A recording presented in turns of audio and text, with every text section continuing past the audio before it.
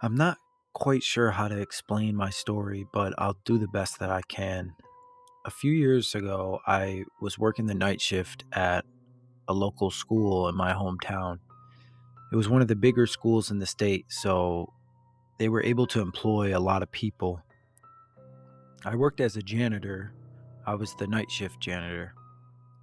I arrived at the school every night around 9 o'clock and would leave there at 6:30 in the morning when I finished the job. The job was fairly self explanatory. I was one of the head custodians, and I was responsible for everything you're probably thinking I would be responsible for. During the school year, it wasn't bad because I would have anywhere from 4 to 8 people with me every night. That was the size of my team, and we were the night shift crew. But during the summer, it was just me alone 3 nights a week. During the summer, the job was more general maintenance than anything else. I would arrive, do basic repairs, and then the jobs like waxing the floors and washing the windows. I know it may sound like a pretty terrible job, but I truly didn't mind it. I got to be alone, listening to music in my headphones, and just vibing out for a few hours by myself. One night I experienced something that I still am trying to process to this day. It was a little after 3 in the morning, and I was lugging boxes from one of the spare classrooms down into the basement. The basement of the school was the one area that didn't look like it belonged. The rest of the school was new and updated, but the basement looked like an old dungeon. The lights were really dim, and it just felt like I was in a cave. While I was down there stacking boxes, my wireless headphones died. I was annoyed, but I didn't really care that much. Nobody else was in the school, so I figured I would just listen to my music from my phone speaker. Before I went back to YouTube to find another song, I thought I could hear a noise coming from the top of the stairs. As I said, the basement is old and pretty creepy, so I assumed that the noise was like an old pipe or something. Then it occurred to me that I had never heard a noise like that in all of the time that I had worked for this school. The sound was like a low growl almost, and it started as a low hum and then got loud for a few seconds before fading back into silence. I stood at the bottom of the stairs wondering what the heck the sound could be. Then I was in total disbelief when I heard a series of footsteps coming from the top of the stairs. It was clear in my mind that there were some students that must have snuck in and they were messing around. So I sprinted up the stairs, and when I got to the top, I heard nothing and saw nothing. It was pitch black in the abandoned hallway. I noticed that the spare classroom where all the books were was now dark. I know for a fact that I left the light on when I made my last trip to the basement. I went into the classroom and flipped the light switch, expecting to see, a bunch of teenagers run out of the room, but nothing. It was really cold in the classroom, too, like really, really freakishly cold. I took a few steps back and looked around. The hallways felt eerie all of a sudden, and I was totally overcome with a feeling of anxiety and dread, and I had no explanation for why I was feeling this way. Then I heard the scattering footprints again coming from the basement this time. This time, too, I heard what sounded like giggling accompanying the footsteps. Without thinking, I ran to the basement. The first thing I noticed when I got there was it smelled so horrible, like rotten eggs or something. And the further I stepped into the basement, the more intense the smell became. Each step deeper into the basement, the smellier and the colder it was becoming. I remember thinking it felt like a walk-in cooler or something. I started to shout for whoever was down there to show themselves, but instead of an answer, I was greeted with silence. That is, until the silence turned into a low growl again, and then the growl sounded like it was right in front of my face. I panicked, and as I turned around to run back upstairs, the lights in the basement turned off on me. I was standing again in pure darkness, fumbling around for the base of the stairs. When I found them, I hit the light switch that was directly to the left of the stairs, and that's when I saw it. At the top of the stairs, I saw a man. He was older. I'm not sure exactly what his age would have been, but he had a white, long beard and eyes that were bulging out of his head. He had no shirt on and was covered in weird tattoos.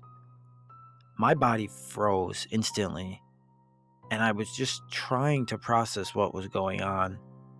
And then the man pointed at me and started to run at me down the stairs. I ran away as fast as I could to the back of the basement. I hid myself behind boxes and basically just sat in the fetal position.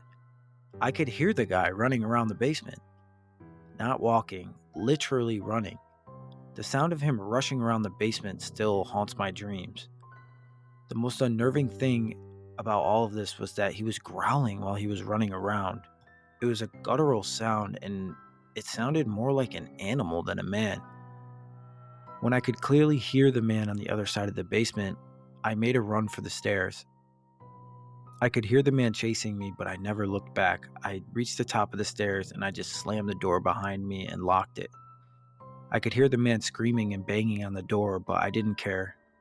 I ran out of the school and called the principal first, and I told him that I may have inadvertently trapped a crazy man in the basement. He rushed over and we called the police. When the police showed up, though, we went into the basement and the man was gone. There was evidence of some sort of struggle in the basement, but no evidence of the guy, which was weird because there's nowhere else to get out of that basement. I could tell the police and even my boss may have thought I was crazy, and honestly, maybe I was in that moment. Maybe something otherworldly was going on. I ended up leaving the job not long after that incident. I truly have no idea what happened that night. I'm not convinced that it wasn't kids playing like a joke on me or something, but that doesn't explain who the older guy was, and more importantly, where did he go? How did he escape the basement? I've told this story a few times, and people often look horrified by the revelation that I may have encountered some sort of evil presence. Whatever it was, I'm just glad that I escaped, and I know most people won't believe this. I really could never stand working the night shift. Every time I found myself working an overnight shift, I would tell myself that that time would be the last time, but somehow I always ended up doing it again for so long. However, one night 2 years ago was truly the last night I worked the night shift, and I can guarantee I'll never do it again. At the time, I worked as a cashier at a 24-hour gas station market. It was a really horrible job, like I said, but I had to take work wherever I could find it at that time in my life. Working overnight, the company I worked for would pay an extra $1 an hour, which usually made a nice difference in my paycheck, so that was good. But anybody who has ever worked for a 24-hour open market gas station type of situation can attest to the absolute circus of characters that come out after midnight. It's like someone opens a door and the freaks just come out in the night. Honestly, I have to admit, I'm sort of a freak myself, so the strange clientele never actually bothered me. That was until I met Jerry. Most nights were dead after 3 a.m. I would get some random people here or there, but for the most part, it was a ghost town inside the store. On this specific night, it was snowing so crazy, and you'd have to be a fool to be driving in this weather. So I hadn't had a customer since about 11 o'clock, and it was past 3:30 now. I was pretty bored, just waiting out the clock, watching Hulu on my phone. That's when this really strange looking man came into the store. He was wearing a big, bulky winter coat, but he had a yellow rain hat on, which was weird because it was snowing, not raining. He had a scruffy beard, but it was like disgustingly patched, like really nasty looking beard. He was limping, but it didn't look like he was in pain. It was just sort of like an awkward walk. I was watching him with one eye because he certainly was the strange character that I talked about before, and I always needed to sort of watch with one eye with these people. I wasn't going to pursue him or accuse him of being a strange person. I just wanted to be alert and aware of my surroundings. I did get a little weird feeling in my stomach when he walked in, but that wasn't out of the ordinary. He walked down one of the aisles and I lost sight of him. After losing him, I just went back to my show and assumed he would come back out to the front of the store and want to buy something. But 30 minutes had passed and I realized that he never resurfaced. I decided to walk down the aisle that I last saw him. When I arrived at the aisle, I nearly had a heart attack. Standing at the other side of the aisle was the man, and he was just oddly waving at me. It was about 30 feet long, the aisle. And so I shouted, "Hey, sir, can I help you with anything?" He didn't say anything to me, he just kept waving. I started to walk a little bit closer like an idiot so I could see his face a little clearer. He was smiling at me so big, and I could sort of make out these disgusting yellow teeth. I asked him again, "Hey, buddy, did you need something?" Still, he just waved and didn't say anything. I was getting a bit annoyed, and sure, this was unsettling and I was creeped out, but I didn't feel too much fear yet. I was more kind of just annoyed with this guy, and I didn't like that he was just robotically waving at me. So something told me to walk a few steps closer to him, and I wish I didn't. When I was only a few feet from him, out of nowhere, he lunged at me. He was bigger than me, and the force of his weight was sitting on my chest now. Still smiling, he said in a giddy voice, "I'm Jerry!" And this deranged man then proceeded to pull out a blade and he stabbed me in my stomach. Luckily, I was able to pull away, so he only did minor damage, but the pain was unbearable at that moment. I thought I was going to die. After sticking me with the blade, the man jumped up and ran out of the store, laughing hysterically. Fueled by adrenaline, I ran to the phone and called the police, who showed up promptly. I reported everything that happened, and they took me to the ER where I had to get stitches. The most disturbing thing that even to this day is they never caught Jerry. I'm really not sure how you miss a large man with a yellow hat out in a snowstorm, but they did. Maybe because the weather was so bad they couldn't maneuver as well as they needed to, but he just seemingly disappeared. It still gives me nightmares thinking about the fact that Jerry is out there somewhere and not caught yet. For everyone that works the night shift, just be careful, because you could be the next unlucky victim of Jerry. So this is a crazy story that happened to me just a few weeks ago. I still can't quite shake the shock from this night. Anyways, my wife works at the hospital, and now and again she's stuck there well into the early hours of the morning. It's a little inconvenient because we only have one vehicle and I pick her up and drop her off. But I don't mind it that much since I work from home on my laptop and I'm usually awake anyway. So this night, it was one of the nights she was stuck working late, but no big deal, right? I decided to play some video games since it had been a long time since I really indulged myself with the beauty of PlayStation. Around 1 in the morning, I was getting a little tired. Instead of passing out with the controller in my hand, I decided to leave early to pick up my wife.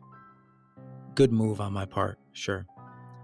I was going to swing to the diner, maybe pick up a coffee, and I could check my emails in the hospital parking lot until she was ready to leave. This way, in case I fell asleep, I at least would be at the hospital already, but I was hoping the coffee would keep me alert. I parked towards the back of the lot. This way, I was in the back of the lot, not bothering anyone, just looking at my emails and out of the way. It was raining pretty hard this night, but I know my wife brought her heavy rain jacket, so I wasn't worried about her getting soaked. While I was waiting for her, I started to doze off. I don't know if it was the sound of the rain or just being pretty exhausted from the workday, but whatever it was putting me to sleep. I ended up texting my wife and telling her that I was in the lot and I'll probably just fall asleep and to come find me in the back. I said, just call me when you're out, and I'll make sure that my phone is on high. She was able to respond pretty quickly and tell me that she was going to be stuck for a little while longer and that it was okay if I shut my eyes for a while. So I wasted no time, and almost immediately after the conversation, I passed right out. I was startled when I woke up to the sound of banging on my passenger door. In a daze, I glanced over the window and saw a short figure with a hood of a raincoat getting soaked, just staring at me in the rain. I unlocked the door, thinking it was my wife. The person got into my truck and just sat there. I was still in a daze at this point, and in a joking way, I told her, "Hey, thanks for calling me," as I started the car and I began to drive away. I thought it was weird that she never took the hood off and never said a word after entering the truck, but I was still half asleep. One thing about my wife is that she never shuts up, so this was a little weird. I kept asking her what was wrong, but she never answered me. I had got all the way to the main road outside the hospital grounds when my phone started to ring out loud. I felt a pit in my stomach immediately when I saw that it was my wife. How was my wife calling me if she was sitting here in my truck with me? I answered the phone, and before I could say hello, my wife said on the other end of the phone, "Hey babe, where are you? I don't see your truck." I couldn't even answer in that moment. I turned and looked at the strange person in my car, and slowly I removed the hood. It was a plain-looking woman just staring blankly into space. My wife kept saying my name on the phone, but I just sat there in silence, very spooked out at this point. Without saying anything, I just turned around and drove back to the hospital. I pulled into the front of the hospital where I saw my wife standing. I could see the confused look on my wife's face as I pulled into the lot with a random woman sitting in the passenger seat. I parked the truck in front and got out right away. I told my wife to go inside and grab security just in case this formless woman, who was not speaking to me, was dangerous. I opened the passenger door and I tried to calmly communicate with her. She finally said something in a very slow, soft voice. "We're not home yet. Please close the door." The more I tried to convince her to get out of the truck, she started to get just angrier and angrier with me. Without notice, she turned and got right in my face and just screamed at the top of her lungs. Then she got out of the truck and just ran away into the night. I was floored at what had just happened to me, and I was very alert now. My wife, honestly, she just laughed at me, saying that only I could be stupid enough to let a strange woman get into my car and not realize it. The oddest part about all of this was how deranged the woman looked. She was a pretty girl, probably in her early 20s, but had a dead look in her eyes that was very unsettling. I have no idea where this woman went, but thankfully I realized what was happening before it was potentially too late and someone could have gotten hurt.